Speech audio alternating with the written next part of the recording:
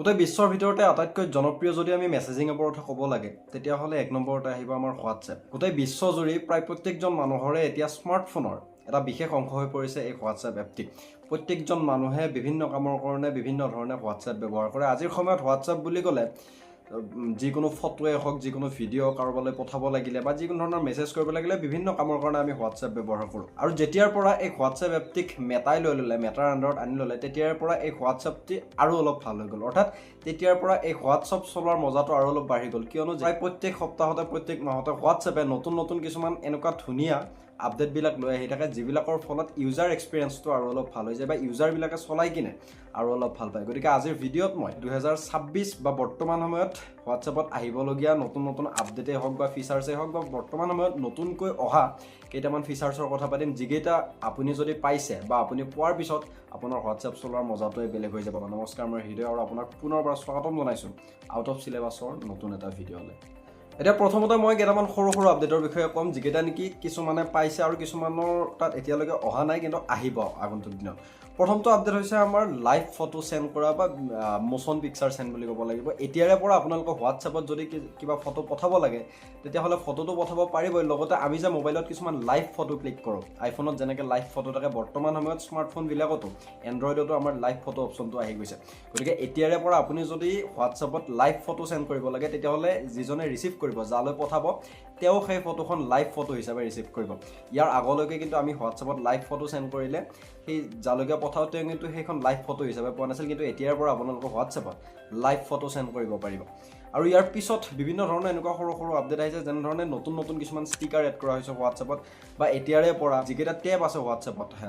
চাট টেবটোৱে হওক বা ষ্টেটাছ টেবটোৱে হওক, কলৰ টেবটোৱে হওক, বিভিন্ন ধৰণৰ টেব আছে। গতিকে গোটেইকেইটা টেবৰ ওপৰতে কিন্তু যিটো আমাৰ চাৰ্চ বাৰ হোৱাটছএপৰ, সেই চাৰ্চ বাৰটো বৰ্তমান ফিক্স হৈ থাকে। কোনো ধৰণে আমি চাৰ্জত ক্লিক কৰি উঠি চাৰ্চ কৰিব নালাগে, অলৰেডি চাৰ্চ বাৰটো আমাৰ হোৱাটছএপ এপটোত ফিক্স হৈ থাকে। আৰু ইয়াৰ বাহিৰেও আপোনালোকে এতিয়াৰে পৰা যিকোনো ধৰণৰ ফটো যদি বেলেগক চেণ্ড কৰিব লাগে, তেতিয়াহ'লে যদি ফটোখনৰ বেকগ্ৰাউণ্ডটো ভাল লগা নাই, তেতিয়াহ'লে আপোনালোকৰ হোৱাটছএপৰ মেটা এআইৰ দ্বাৰা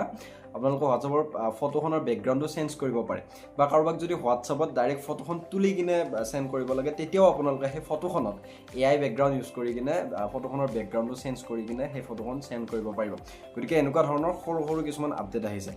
ইয়াৰ পিছৰ আপডেটটো হ'ল ভিডিঅ' কলৰ ওপৰত। যিহেতু মই ইয়াৰ আগৰ হোৱাটছএপৰ আপডেটৰ ভিডিঅ'টিত কৈছিলোঁ যে হোৱাটছএপত আমি যেতিয়া ভিডিঅ' কল কৰিম তেতিয়াহ'লে আমি কিছুমান বেকগ্ৰাউণ্ড আমি পিছফালে লগাই ল'ব পাৰোঁ, আমাৰ যদি বেকগ্ৰাউণ্ডটো দেখাব ইচ্ছা নাই। কিন্তু এতিয়াৰে পৰা আপোনালোকে কেৱল হোৱাটছএপত দি থোৱা ডিফল্ট বেকগ্ৰাউণ্ডকেইটাই নহয়, আপোনালোকে মেটা এআইৰ সহায়ত নিজে কাষ্টমাইজ বেকগ্ৰাউণ্ড কিছুমান বনাই ল'ব পাৰিব, আৰু সেই বেকগ্ৰাউণ্ডবিলাক হোৱাটছএপতে হওক বা আপোনাৰ ফটোবিলাকতে হওক বা ব্যৱহাৰ কৰিব পাৰিব। এতিয়া আগবাঢ়িছোঁ ইয়াৰ পিছৰটো আপডেটলৈ। ইয়াৰ পিছৰ আপডেটটো হ'ল মেছেজ ট্ৰান্সলেশ্যনৰ ওপৰত। আমি যেতিয়া বেলেগ মানুহৰ লগত কথা পাতিব লাগে, ছাপ'জ মই অসমীয়া হয় আৰু মই বেলেগ এজন মানুহৰ লগত কথা পাতিব লাগে যিজনে অসমীয়া নাজানে, গতিকে আমি কথা পাতিব লাগিলে আমাৰ লেংগুৱেজটো এটা ডাঙৰ বেৰিয়াৰ হৈ পৰে। কিন্তু এতিয়াৰে পৰা হোৱাটছএপ এটা নতুন ফিচাৰ্ছ আহিছে, আপুনি অট'মেটিকেলি সেই আপুনি যাৰ লগত মেছেজ কৰিব তেওঁৰ চাটটোত আপুনি মেছেজ ট্ৰান্সলেশ্যনটো যদি অন কৰি থৈ দিয়ে, নতুনকৈ এটা অপশ্যন আহিব মেছেজ ট্ৰান্সলেট কৰা, সেই অপশ্যনটো যদি অন কৰি থৈ দিয়ে অট'মেটিক আপুনি বিভিন্ন ভাষাত সেই মেছেজটো ট্ৰান্সলেট কৰি ল'ব পাৰিব। যিকোনো ভাষাতেই হওক আপুনি মেছেজটো ট্ৰান্সলেট কৰি ল'ব পাৰিব, যাৰ ফলত নেকি আপুনি যেনেকুৱা মানুহেই নহওক, ইয়াৰে পৰা আপোনালোকে এনেধৰণে মেছেজ ট্ৰান্সলেট কৰি কিনে হোৱাটছএপ ইউজ কৰিব পাৰিব। ইয়াৰ পিছত আটাইতকৈ এটা ডাঙৰ আপডেট, হোৱাটছএপত বৰ্তমান সময়ত আমি প্ৰায় 4টা টেব দেখিবলৈ পাওঁ। প্ৰথমটো হৈছে চাট ছেকশ্যন, তাৰপিছত আগতে আছিল ষ্টেটাছ বুলি, কিন্তু বৰ্তমান সময়ত আমি দেখা পাওঁ সেইটো আপডেটছ বুলি চেঞ্জ কৰা হৈছে। আৰু এটা আমি কলৰ টেব দেখা পাওঁ, য'ত নেকি আমি ভিডিঅ' কলে হওক বা অডিঅ' কলে হওক কৰিব পাৰোঁ হোৱাটছএপত। কিন্তু এতিয়াৰে পৰা কল টেবটো বহুখিনি চেঞ্জ কৰা হৈছে। আপোনালোকে এতিয়ালৈকে যদি হোৱাটছএপত কাৰোবাক ভিডিঅ' কল কৰিব লাগে বা অডিঅ' কল কৰিব লাগে, যাৰ নাম্বাৰবিলাক ছেভ আছে সেইবিলাককহে আপুনি কল কৰিব পাৰে, বা আগতে আমি নাম্বাৰটো ছেভ কৰি লৈ উঠি আমি হোৱাটছএপত কল কৰিব পাৰোঁ। কিন্তু এতিয়া আপুনি যদি কল টেবটো অন কৰে তেতিয়াহ'লে তাত আপোনালোকে ডায়েলাৰ দেখা পাব, শ্বেডিউল কল বুলি এটা অপশ্যন দেখা পাব, আৰু ডাইৰেক্ট কল কৰা এটা অপশ্যন দেখা পাব। এতিয়া যিখন ডায়েলাৰ আছে, ডায়েলাৰখনত আপোনালোকে এতিয়াৰে পৰা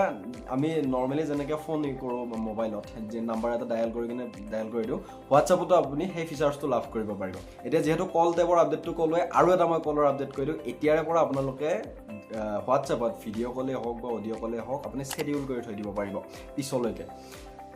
আৰু এটা কলৰ আপডেট আহিছে সেই আপডেটটো কৈ দিওঁ এতিয়াৰে পৰা আপোনালোকে হোৱাটছএপ এপটো আপোনালোকৰ মোবাইলৰ ডিফল্ট কলিং এপ হিচাপে ৰাখিব পাৰে আমি আগতে পাইছিলোঁ যেতিয়া আমি ট্ৰু কলাৰ ইউজ কৰিছিলোঁ তেতিয়া আমাৰ মোবাইলত আমি ট্ৰু কলাৰটো ডিফল্ট কলিং এপ হিচাপে আমি সেট কৰি থব পাৰিছিলোঁ কিন্তু এতিয়া আপুনি ট্ৰু কলাৰ নহয় হোৱাটছএপ এপটিও আপোনাৰ ফোনৰ ডিফল্ট কলিং এপ হিচাপে সেট কৰি থব পাৰে আগবাঢ়িছোঁ ইয়াৰ পিছৰটো আপডেট ওলাই ইয়াৰ পিছৰ আপডেটটো আমাৰ আছে ভইচ মেছেজৰ ওপৰত কেতিয়াবা আমাৰ এনেকুৱা হয় কিছুমান মানুহে আমালৈ যদি কিছুমান ভইচ নোট সেন্ড কৰে ভইচ মেছেজ সেন্ড কৰে তেতিয়া আমি বিভিন্ন মানুহৰ ফিৰত থাকোঁ বহুতো মানুহৰ লগত থাকোঁ বা কেতিয়াবা কিছুমান প্ৰাইভেচি ৰিজনৰ কাৰণে আমি ভইচ মেছেজটো যিকোনো সময়ত আমি শুনিব নোৱাৰোঁ কিন্তু সেই মেছেজটো শুনাটো আমাৰ কাৰণে বহুখিনি দৰকাৰী কিন্তু এতিয়া আপোনালোকে সেই মেছেজটো টেক্সটলৈ কনভাৰ্ট কৰিব পাৰিব হয় ঠিকে শুনি আছে আপোনাক যদি কোনোবাই ভইচ মেছেজ এটা দিছে তেতিয়া সেই ভইচ মেছেজটো আপুনি সেই ভইচৰ পৰা আপুনি টেক্সটলৈ কনভাৰ্ট কৰি সেইখিনি আপুনি নিজে পঢ়ি ল'ব পাৰিব যিটো নেকি মই ভাবোঁ আটাইতকৈ এটা গুৰুত্বপূৰ্ণ ফিচাৰ্ছ কিয়নো আমি বিভিন্ন সময়ত আমি যিকোনো সময়ত আমি কাৰোবাৰ কথা কিছুমান প্ৰাইভেচি ৰিজনত যিকোনো মেছেজ আমি শুনিব নোৱাৰোঁ পঢ়িব পাৰোঁ শুনিলে বেলেগে শুনি যাব কিন্তু এতিয়া আপুনি সেইবিলাক কৰিব দৰকাৰ নাই যিটো ভইচ মেছেজ আছে সেইটো ডাইৰেক্ট টেক্সটলৈ কনভাৰ্ট কৰি কিনে আপুনি সেইটো পঢ়ি ল'ব পাৰিব আগবাঢ়িছোঁ ইয়াৰ পিছৰটো আপডেট ওলাই ইয়াৰ পিছৰ আপডেটটো আছে মেছেজ চামাৰীৰ ওপৰত বিভিন্ন সময়ত আমাৰ আৰু এটা প্ৰব্লেম আহি যায় গ্ৰুপৰ ওপৰত সাধাৰণতে কেতিয়াবা আমাৰ কিছুমান লাগতিয়াল মেছেজ এটা গ্ৰুপৰ লাগতিয়াল মেছেজবিলাক আমাৰ ওপৰত হেৰাই যায় এতিয়াৰে পৰা আপোনাৰ যিমানখিনি আনৰিড মেছেজ থাকিব গ্ৰুপ এটাত যিমানখিনি আনৰিড মেছেজ থাকিব আপুনি গোটেইখিনি জানিবৰ কাৰণে আপুনি এটা মেছেজ স্ক্ৰল কৰি পঢ়ি থাকিব নালাগে ডাইৰেক্ট সেই আনৰিড মেছেজখিনি এআইৰ সহায়ত এটা সামাৰী বনাই ল'ব পাৰিব আৰু আপুনি সামাৰীটো পঢ়ি কিনে গম পাব যে গ্ৰুপত একচুৱেলি কি আলোচনা হৈ আছে মেছেজ যিখিনি আনৰিড মেছেজ থাকিব তাত ক্লিক কৰি এআই অপশ্যনটো ক্লিক কৰিলে এআইৰ সহায়ত আপুনি গোটেই মেছেজটোৰ এটা সামাৰী হিচাপত এআইটোৱে বনাই দিব যিখিনি পঢ়ি কিনে আপুনি গোটেইখিনি ইনফৰমেশ্যন ল'ব পাৰিব ইয়াৰ পিছত হোৱাটছএপত আৰু বহুতো ধুনীয়া আপডেট আহি থাকিব যিকেইটা আপডেট মই ক'লোঁ ইয়াৰ ভিতৰত কিছুমান আহিছে কিছুমান আহিব আৰু আগন্তুক দিনত হোৱাটছএপৰ যিহেতু আমাৰ চেনেল আনি আছে গতিকে হোৱাটছএপৰ চেনেলৰ ওপৰতো বিভিন্ন ধৰণৰ আমাৰ আপডেট আহিব চেনেলবিলাকৰ মনিটাইজেশ্যন ফিচাৰ্ছটো অন কৰি দিব মানে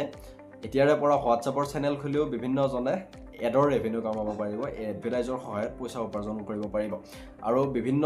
আৰু ইউজাৰবিলাকে যিবিলাক সেই চেনেলৰ ফলোৱাৰ্ছ হয় ছাবস্ক্ৰাইবাৰ্ছ হয় তেওঁলোকে সেই চেনেলবিলাকৰ ছাবস্ক্ৰিপশ্যন ল'ব পাৰিব যাৰ সহায়ত নেকি চেনেলৰ অ'নাৰটোৱে বিভিন্ন ধৰণে পইচা ইনকাম কৰিব পাৰিব গতিকে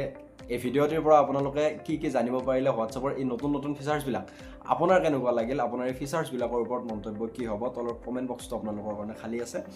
এটা কমেণ্ট দি থৈ যাব গতিকে এনেকুৱা ধৰণৰ ইনফৰ্মেটিভ ভিডিঅ' পুনৰ লগ পাবলৈ চেনেলটো ছাবস্ক্ৰাইব কৰিব ধন্যবাদ জয় অসম